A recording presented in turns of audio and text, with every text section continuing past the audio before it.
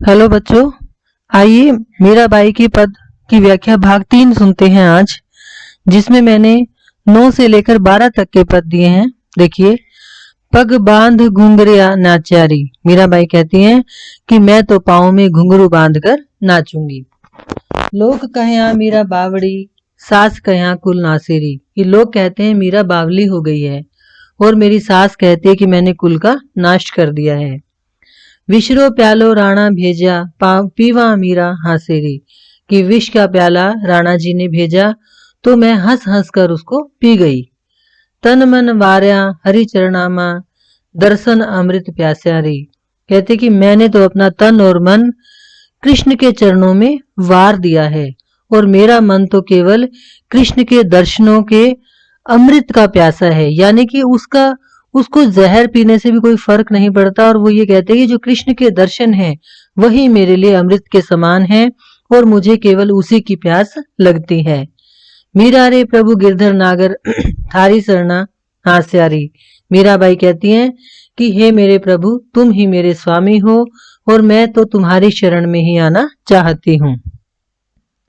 माई महा गोविंद गुण गाना। कहती है हे सखी, मैं तो गोविंद के गुण गाऊंगी। राणा रूठा नगरी त्याग्या। कि यदि राजा रूठ गया तो मैं नगरी छोड़ दूंगी, राज्य देश छोड़ दूंगी। हरि रूठा कह जाना। लेकिन यदि भगवान रूठ गया तो कहाँ जाऊंगी। यानी कि मीराबाई कहती हैं कि राजा रूठ जाए तो नगरी त्याग दो, लेकिन भगवान रूठ जाओगे तो कहाँ जाओगे। पूरे संसार के स्वामी तो भगवान है। राणा भेजा विश्रो प्याला, चरणामृत पी जाना। कि मुझे राणा जी ने जब विष का प्याला भेजा तो मैं उसे चरणामृत जानकर पी गई। काला नाग पिटारा भेजा, सालग राम पिछाना।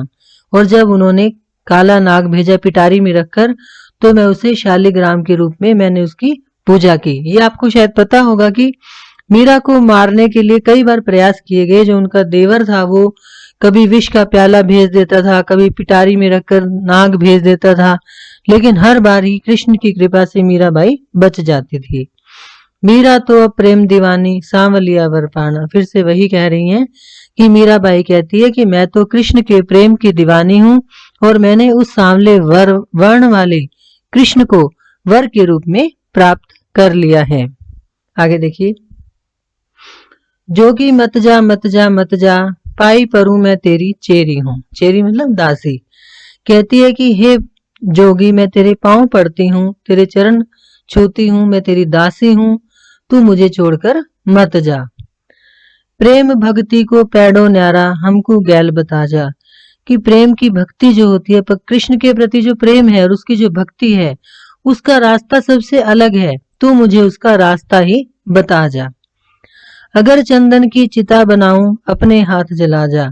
कि यदि मैं चंदन की चिता बनाऊं तो हे जोगी या हे कृष्ण, तू अपने हाथों से उस चिता को जला दे।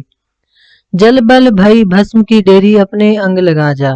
और मैं जल कर जब भस्म की ढेरी रे मतलब राख की ढेर बन जाऊं तो तू उसे अपने अंगों पर लगा लेना। मीरा कहे प्रभु गिरधर नागर, जोत में जोत मिला जा। मीराबाई कहती है कि हे प्रभु, तुम ही मेरे स्वामी हो। और जोत में जोत मिलाने का मतलब क्या हुआ कि जो मीरा की आत्मा है उसकी जो ज्योति है वो परमात्मा की ज्योति का अंश है। और वो कहते हैं कि मेरी आत्मा की ज्योति को अपने आत्मा की ज्योति में मिलाकर एक कर दो, यानी कि मीरा अपने परमात्मा में समाना चाहती है। हेरी माँ दर्द दीवानी, मारा दर्द न जाने कोई। कि मैं तो दर्द दीवानी हूँ और मेरे दर्द को कोई नहीं जानता। घायल की गत घायल जाना, हिवड़ो अगन सजोई। कहती कि जो घायल व्यक्ति होता है उसकी अवस्था तो घायल ही जानता है। यानी कि जब कोई व्यक्ति दुखी होता है उसके दुख को कौन समझता है, जिसने उस दुख को समझा हो, सहन किया हो। हिवड़ो अगन सजोई। कि मैंने अपने हृदय में, अगन मतलब अग्नि, अग्नि किसकी, विरह की। कि मैंने अपने हृदय में जो विरह की अग्नि को संजोया हुआ है उसको केवल वही जानता है जिसने उसको सहन किया है। जोहर की गत जोहर जाने, जोहरी जाने क्या जाना जिन खोई। इसी प्रकार से जोहरी की जो अवस्था है वो जोहरी ही जानता है, या हीरे की जो मोल है, हीरे की जो कीमत है वो केवल जौहरी जानता है। वो क्या जाने जिसने कभी उसको प्राप्त ही नहीं किया। दर्द की मारा दर दर डोल्या, वैद मिला नहीं कोई।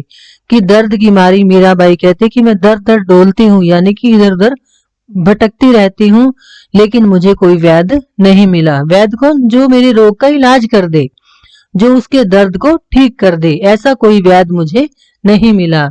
मीरा रे प्रभु पीर मिटांगा, जब वैद सांवरो होए। और मीराबाई कहती है कि मेरी पीड़ा कब मिटेगी? जब मेरा वैद सांवला होगा, यानी कृष्ण होगा। क्या रोग है उसको? कि वो कृष्ण के प्रति विरह की अग्नि में जल रही है, और उसके हृदय में जो दर्द है, कृष्ण से मिलने की जो अभिलाषा है, उसको केवल वही समझ सकता है जो उसको जानता है। इसलिए वो कह रही है कि मेरे दर्द को कोई नहीं समझता, मुझे कोई वैद नहीं मिलता जो मेरे दर्द को ठीक कर दे। और मेरे दर्द को कौन ठीक कर सकेगा? जब कृष्ण ही वैद के रूप में उपस्थित हो जाएंगे। Thank you.